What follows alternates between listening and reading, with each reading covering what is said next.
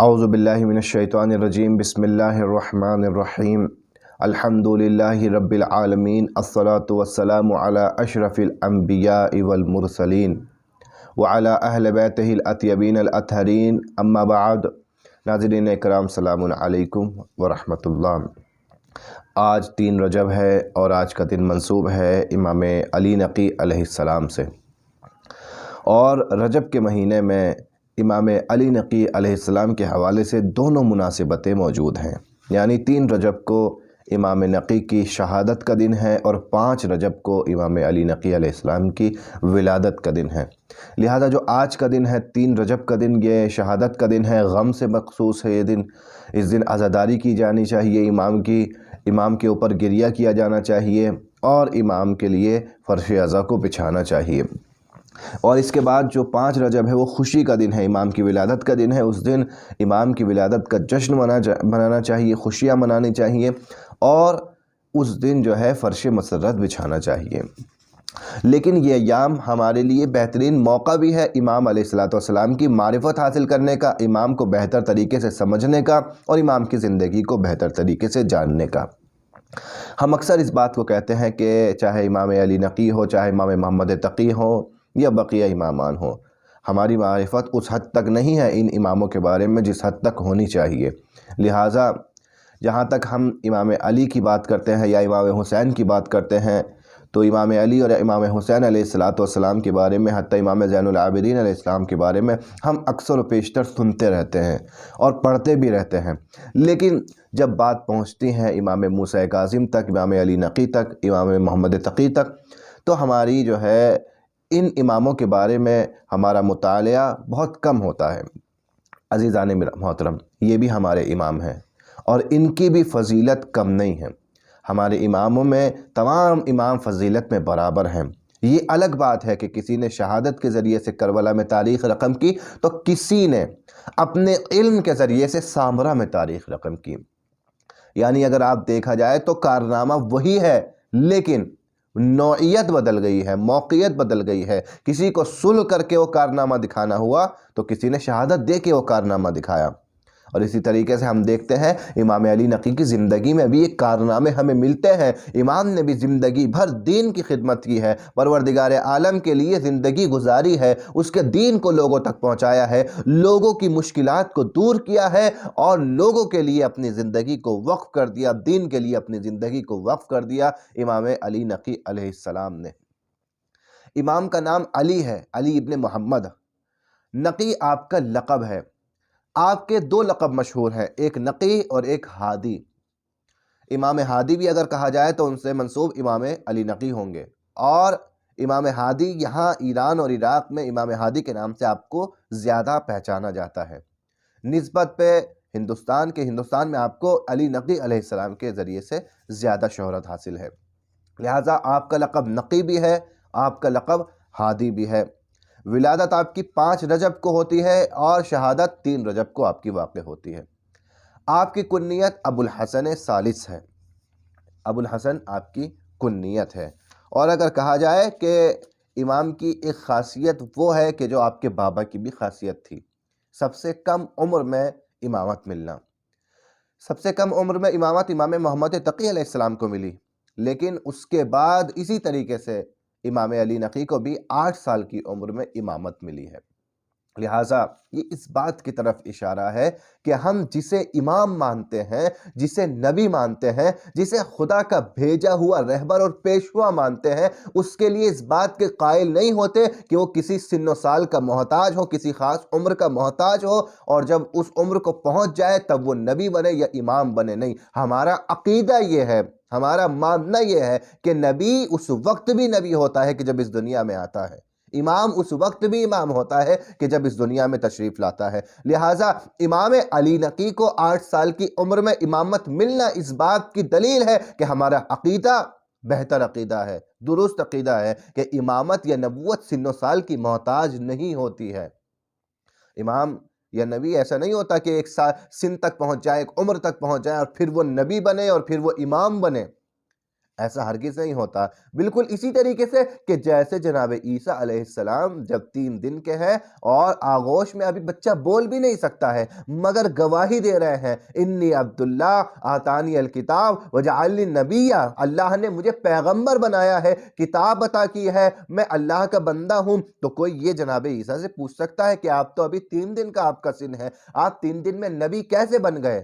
بس جس طریقے سے جناب عیسیٰ نے کہا کہ یہ نہ سوچو کہ میں نے ابھی اپنے کام کو شروع نہیں کیا ہے، میں چاہے جب بھی اپنے کام کو، اپنی تبلیغ کو شروع کروں، نہیں، بلکہ اللہ جس وقت سے اس دنیا میں مجھے بھیج چکا ہے میں اس وقت بھی نبی ہوں۔ اور خود رسول خدا نے فرمایا کنت نبیًا، میں اس وقت بھی نبی تھا جب آدم آب و مٹی کے درمیان تھے، آب و گل کے درمیان تھے، میں اس وقت بھی نبی تھا۔ یعنی ایسا نہیں ہے کہ ایک وقت خاص آیا ہے تب نبی بنے، اس سے پہلے نبی نہیں تھے۔ ایک وقت خاص آیا جب امام علی نقی امام بنے، اس سے پہلے امام نہیں تھے، نہیں، امام بچپن سے امام ہوتے ہیں، اور وہی کمال بچپن میں بھی امام کے ہوتے ہیں کہ جو جوانی میں ہوتے ہیں۔ لہٰذا امام محمد تقی کا مناظرہ بیان کریں گے آپ کی خدمت میں۔ ابھی آنے والی ایام میں ولادت امام محمد تقی علیہ السلام بھی آ رہی ہے، امام کے کارنامے بھی آپ کی خدمت میں بیان کریں گے کہ بچپنے میں کیا کارنامے امام نے انجام دیے ہیں۔ تو امام اس صفت میں اپنے بابا کے ساتھ میں شریک ہیں کہ امام کے بابا امام علی نقی کے بابا بھی بچپنے میں امام بنے، اور آپ بھی 8 سال کی عمر میں آپ کو امامت ملی ہے۔ آپ 8 سال کے تھے کہ جب آپ کے بابا امام محمد تقی کی شہادت ہوئی ہے اور یہ امامت آپ تک پہنچی ہے۔ آپ نے 42 سال عمر گزاری ہے، 42 سال کی عمر میں امام علی نقی کی شہادت ہوئی ہے، اور آپ کی 42 سال میں مدت امامت جو ہے وہ 34 سال ہے۔ یعنی 42 سال کی آپ نے زندگی گزاری، 8 سال کے تھے جب آپ تک امامت پہنچی تھی، اور پھر 34 سال آپ نے امامت کی ہے۔ آپ کی امامت کے زیر سایہ شیعوں نے زندگی گزاری ہے۔ یہ امام علی نقی علیہ السلام کی مختصر جو ہے معلومات ہے۔ لیکن اگر ہم امام کی تفصیلی زندگی کا جائزہ لیں تو ہمیں امام کی زندگی کے علمی کمالات، اخلاقی کمالات، عملی کمالات، سیاسی کمالات ہمیں نظر آنے لگیں گے، اور یہ کمالات اور یہ چیزیں جب ہم امام کی دیکھتے ہیں اپنے لیے اور امام کی زندگی میں ہم نظر کرتے ہیں ان چیزوں پر، تو ہماری زندگی کے لیے بھی یہ چیزیں جو ہے کارآمد ثابت ہوتی ہیں۔ امام کا ہر عمل ہمارے لیے درس عبرت ہوا کرتا ہے۔ لہٰذا بس ایک واقعے کی طرف، امام کے علم کے ایک واقعے کی طرف اشارہ کریں، اور اس کے بعد انشاءاللہ باقی چیزوں کو اگلے درس میں بیان کریں گے۔ امام کی پیشن گوئی، علم غیب امام کا، دیکھیے علم غیب امام کا کس درجے پر ہے، امام علم غیب رکھتے ہیں۔ امام کی پیشن گوئی، امام علیہ السلام مدینے میں تھے، امام علی نقی علیہ السلام مدینے میں تھے کہ جب امام کو مدینے سے سامرا بلانے کا حکم دیا گیا، اور ایک شخص، متوکل نے یہ حکم دیا، متوکل جو حاکم وقت ہے، اور ایک شخص کے جس کا نام یحییٰ بن ہرثمہ ہے، اس شخص کو مامور کیا گیا کہ جاؤ اور امام علی نقی کو مدینے سے سامرا لے کے آؤ۔ یہ شخص گیا، اور جانے کے بعد میں مدینے سے امام علیہ السلام کو لیا اور سامرا کی طرف چلے۔ راستے میں یحییٰ بن ہرثمہ کی ملاقات کسی سے ہوئی، اور آپس میں کچھ گفتگو ہوئی، کچھ مباحثہ ہوا امام کی ایک حدیث کے بارے میں، امام علی کی ایک حدیث کے بارے میں۔ وہ کیا تھا؟ وہ یہ تھا کہ کسی نے امام کی حدیث بیان کی، لیس فی الارض شبر الا وہو مقبرہ، زمین پر کوئی جگہ ایسی نہیں ہے کہ جہاں پر قبر موجود نہ ہو، جہاں پر کسی انسان کو دفن نہ کیا گیا ہو۔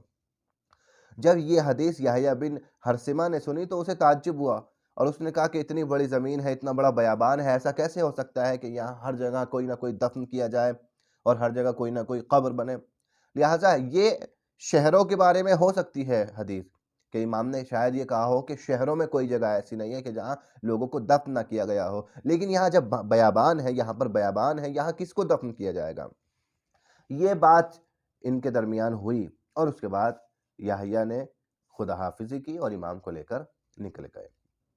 امام نے نکلنے سے پہلے اپنے چاہنے والوں سے اور لشکر والوں سے امام نے یہ کہا کہ اپنے اپنے جو ہے گرم کپڑے اپنے ساتھ رکھ لو، سفر میں ضرورت پڑ سکتی ہے۔ کچھ لوگوں نے امام کی بات کو مانا اور گرم کپڑے اپنے ساتھ رکھے، کچھ لوگوں نے امام کی بات کا مذاق اڑایا کہ ابھی نہ کوئی بارش کا جو ہے موسم ہے، نہ کوئی سردی کی علامت ہے، نہ کوئی بارش کی علامت ہے، یہ امام کیسا حکم دے رہے ہیں کہ گرم کپڑے اپنے ساتھ رکھو؟ کسی نے گرم کپڑے نہیں رکھے۔ جنہوں نے مذاق اڑایا، جو امام کے باتوں پر ایمان نہیں رکھتے تھے، ان میں سے کسی نے نہیں رکھے کپڑے۔ لیکن جو امام کی باتوں پر ایمان رکھتے تھے انہوں نے سب نے اپنے اپنے گرم کپڑے اپنے ساتھ رکھ لیے۔ راستے میں طوفان آیا، بارش ہوئی، اور زبردست جو ہے سردی کا ایک دم سے عالم ہو گیا، سردی کا موسم ہو گیا۔ امام نے اپنے گرم کپڑے نکالے، اپنے اور اپنے غلاموں کو تقسیم کر دیے۔ جو امام کے چاہنے والوں نے گرم کپڑے رکھے تھے ان گرم کپڑوں کو پہن لیا، اور اس کے بعد میں ان کی جان بچ گئی۔ لیکن جن لوگوں نے امام کی بات کو نہیں مانا تھا اور گرم کپڑے نہیں پہنے تھے ان کی جان نہیں بچ پائی، اور وہ وہیں ہلاک ہو گئے، وہیں مارے گئے، اور اس کے بعد میں انہی زمینوں پر ان کو بیابان کی زمین پر دفن کر دیا گیا۔ جب وہ دفن ہو گئے تو امام علیہ السلام نے یحییٰ کی طرف اشارہ کر کے فرمایا، یحییٰ کو مخاطب کر کے فرمایا کہ اے یحییٰ، تمہیں شک تھا میرے جد بزرگوار امام علی کے قول پر، یہ دیکھو اس زمین کے بارے میں تمہیں شک تھا کہ اس بیابان میں کہاں مردے دفن ہوں گے، جبکہ تمہارے ہی لشکر کے اتنے لوگ یہاں پر ابھی دفن کیے جائیں گے۔ امام علیہ السلام علم غیب بھی رکھتے ہیں، اور امام علیہ السلام اس علم غیب سے اور اس فلسفے سے ایک عقیدے کو یحییٰ کے لیے ثابت کر رہے ہیں۔ ہو سکتا ہے یحییٰ سے جو ہے بحث کی جاتی، استدلال کیا جاتا، یحییٰ نہ مانتا، لیکن اب جو حقیقت دکھائی ہے امام نے اس کا انکار نہیں کیا جا سکتا۔ اب یحییٰ کو ماننا پڑے گا کہ واقعاً جو علی نے کہہ دیا تھا وہ حق تھا، جو علی نے کہہ دیا تھا وہ ثابت شدہ بات تھی۔ یعنی امام علیہ السلام نے کوئی بحث نہیں کی، کوئی استدلال نہیں کیا، کوئی قرآن کی آیت پیش نہیں کی، کوئی حدیث پیش نہیں کی، بلکہ امام نے منظر دکھایا ہے، حقیقت دکھائی ہے کہ دیکھو یہ حقیقت ہے اور کوئی حقیقت کا انکار نہیں کر سکتا ہے۔ لہٰذا یہ امام کا کمال تھا۔ اس طریقے سے امام نے زندگی میں ہدایت کی ہے لوگوں کی، اور بھی بہت سی جگہ پر ہمیں یہی نظر آتا ہے۔ کوئی چاہنے والا تھا وہ واقفی ہو گیا تھا، واقفی یعنی امام موسیٰ کاظم تک امام کو مانتا تھا، باقی امام علی رضا، امام تقی اور امام نقی کی امامت کو نہیں مانتا تھا، لیکن آپ نے ہدایت کی، عملی ہدایت کی، اور وہ شخص اپنے عقیدے سے توبہ کرتا ہوا آپ کی امامت میں آ گیا۔ اور بھی ایسے بہت سے واقعات ملتے ہیں کہ جہاں ہم امام کی اس طریقے کی عملی سیرت کو بہترین طریقے سے مشاہدہ کر سکتے ہیں۔ انشاءاللہ کل کے درس میں آپ کی خدمت میں پیش کریں گے امام کے بقیہ کمالات کو، کہ امام علیہ السلام نے کس طریقے سے زندگی گزاری اور کس طریقے سے لوگوں تک دین کو پہنچایا ہے۔ والسلام علیکم ورحمۃ اللہ وبرکاتہ۔